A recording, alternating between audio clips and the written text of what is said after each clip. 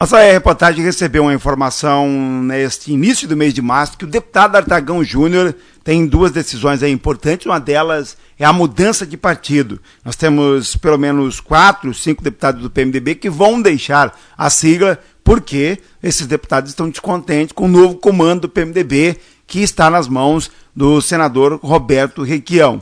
Roberto Requião tem sido bastante severo com aquelas pessoas que ele acredita que não são leais àquilo que ele pensa. E com isso acabou tirando espaço e esses deputados devem realmente deixar o PMDB. Um deles é o Artagão. O Artagão disse que essa decisão é definitiva, já foi tomada. Recebeu o convite de vários partidos, mas que ele deve mesmo ir para o PSB ou para o PTB, segundo informações do deputado Artagão Júnior. Um outro detalhe é que o Artagão Júnior recebeu um convite para ir para ser secretário de Estado, secretário do Trabalho, e o deputado disse que está pensando nessa possibilidade. O convite já foi feito, só depende do deputado Artagão Júnior. Ele disse isso à nossa reportagem quando esteve no município de Novo Itacolomi, na região norte do Paraná, participando da reunião da MUV, a Associação dos Municípios do Vale do Ivaí. Sobre a questão partidos, mudança de partido, veja o que disse o deputado Artagão Júnior numa entrevista coletiva. Avaliando, nós estamos tendo que sair do PMDB em função de toda essa conjuntura política que hoje envolve o Estado do Paraná e de um posicionamento colocado de forma pública pelo senador Roberto Requião. E agora 5 deputados, 4 deputados e um suplente do PMDB estão saindo para um novo partido. Essa é uma situação praticamente irreversível.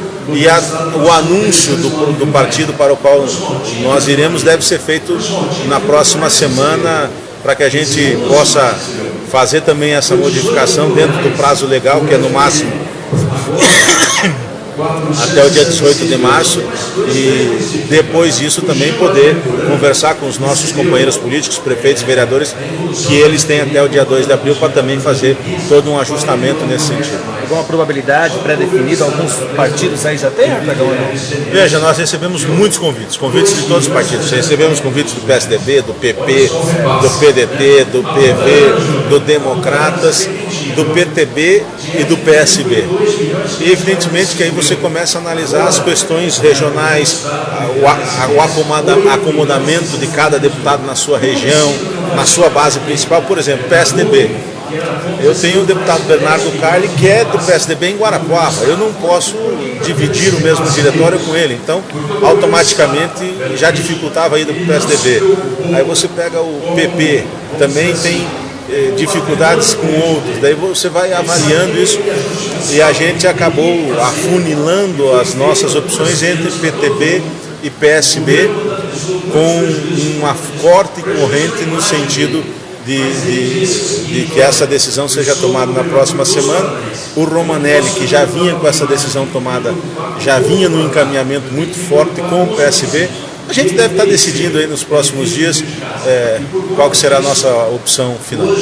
Além dessa questão partidária, ele falou também da importância de participar da reunião da MUV, na região Vale do Ivaí, debater algumas questões, como por exemplo o transporte escolar, os prefeitos querem mais recurso, as chuvas, né, que prejudicaram os produtores rurais, produtores de soja, a preocupação com o campo. Veja a entrevista também coletiva com o deputado Artagão Júnior. Mais uma vez estar aqui na reunião com os prefeitos, vice-prefeitos, vereadores, com a comunidade, com a nossa região, onde foram discutidos diversos temas importantes, né? Estar aqui em Novo Itacolomi, prestigiando esta comunidade, o prefeito polaco, mas principalmente pela forma pela qual a reunião foi conduzida. Nós tivemos ali um estudo que foi apresentado por uma equipe de professores contratados pela Associação dos Municípios do Paraná, onde números, avaliações técnicas foram apresentadas com relação à questão do transporte escolar, que é um grande problema, que é uma grande dificuldade dos municípios. Os recursos recebidos pelos municípios hoje não cobrem, em média, nem 50% do custo dos transportes, mas é muito difícil você chegar a conversar no governo do Estado simplesmente pedindo mais recurso, pedindo mais verba.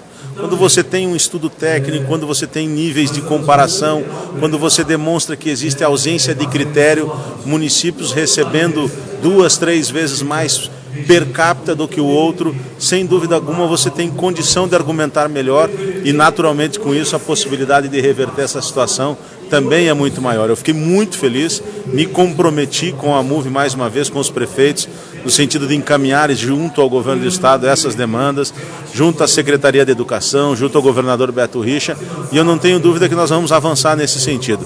Eu dei os parabéns aqui à Regina na sua primeira reunião e ao Gil que saiu, porque a condução foi no sentido de realmente resolver o problema e não só ser um muro de lamentações que normalmente acaba sendo onde a gente passa. As dificuldades são apresentadas, as reclamações são colocadas, mas não existe um encaminhamento técnico para encontrarmos a solução. Então, sem dúvida alguma, foi uma reunião muito produtiva. Eu fiquei muito feliz mais uma vez de poder estar na região, de poder aqui representar como único deputado presente a Assembleia Legislativa, os demais deputados, e poder receber esse projeto, esse estudo que foi analisado para a gente poder levar adiante. Artagão, o que fomenta a economia da nossa região é a agricultura, e nós estamos muito preocupados com essa questão. No Cabaré, até 100% alguns agricultores perderam. O que a gente pode fazer nesse momento a nível de políticas públicas?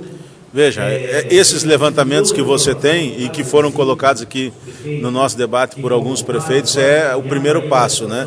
A gente ouviu ali o levantamento da cocaria, onde estima-se uma perca de 70% da produção. A gente já tinha recebido informações de pequenos agricultores, dos agricultores rurais, de que não estavam conseguindo pagar o Pronaf, não teriam condição de pagar o Pronaf. E naturalmente que todo esse sistema está comprometido e a gente tem uma preocupação muito grande nesse sentido. Quando existe a possibilidade de decretar emergências, algumas facilidades acontecem. E a gente tem a nível de Paraná hoje cerca de 60 municípios já com estado de emergência decretado.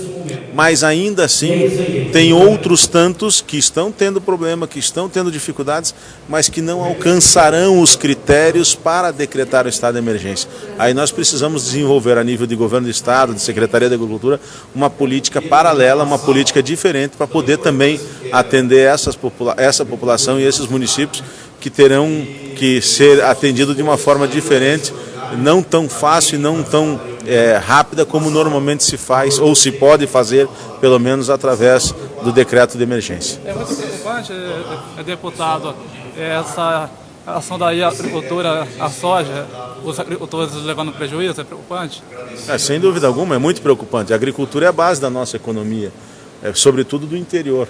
E quando você tem a agricultura passando por dificuldade, você tem como consequência as cidades passando dificuldade. Então a política pública ela tem que estar voltada para todas as necessidades e nesse momento direcionada para que a gente possa minimizar esses problemas. As chuvas nesse momento, há pouco tempo atrás a falta de chuva, enfim, o Papai do Céu coordena e a gente tem que ir fazendo todo o esforço para resolver esses problemas.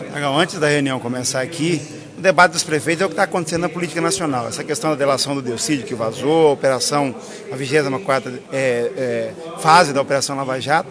Qual que é o reflexo na Assembleia Legislativa? Em Curitiba teve também?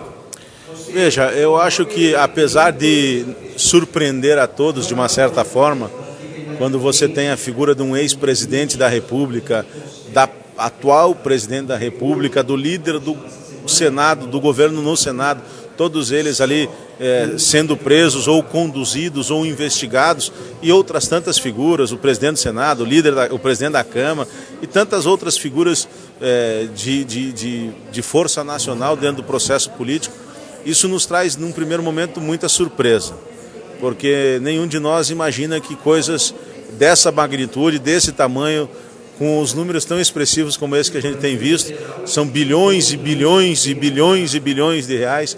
Sem dúvida alguma, isso nos surpreende. No segundo momento, isso nos traz indignação, isso nos traz revolta, isso nos traz tristeza, e aí vem o sentimento de que alguma coisa tem que ser feita. Se foi feita da forma certa ou não, se era justificada ou não essa condução coercitiva do ex-presidente, eu não quero discutir porque eu não estou analisando o processo. Mas que este ato, esta situação, trouxe uma sensação para a população brasileira de que ninguém está impune e de que as coisas estão acontecendo para resgatar a força do nosso Brasil, a esperança do povo brasileiro. Isso eu não tenho dúvida que aconteceu. O sentimento com as pessoas com as quais eu conversei hoje era um sentimento de alegria, porque parece que começavam a ver uma luz ao final do túnel. Nós vivemos uma crise sem precedentes, nós não temos hoje um plano político, um plano econômico que nos permita ter a expectativa de sair dessa crise e, de repente, uma ruptura, uma ação mais contundente pode ser aquilo que nós estávamos esperando. Não precisa ir longe. Se você for analisar o preço do dólar, na segunda-feira ele estava cotado, cotação comercial a 3,98. Hoje, a última vez que eu tive conhecimento, ele já estava em 3,68. Isso é o reflexo no mercado de capital. O mercado de capital analisa não o dia de hoje, mas a perspectiva do dia de amanhã. Significa que o mundo olhou com bons olhos, que o mercado capital acredita que talvez esse seja o caminho para que o Brasil volte a poder ser aquele Brasil que todos nós sonhamos e todos nós queremos para os nossos filhos.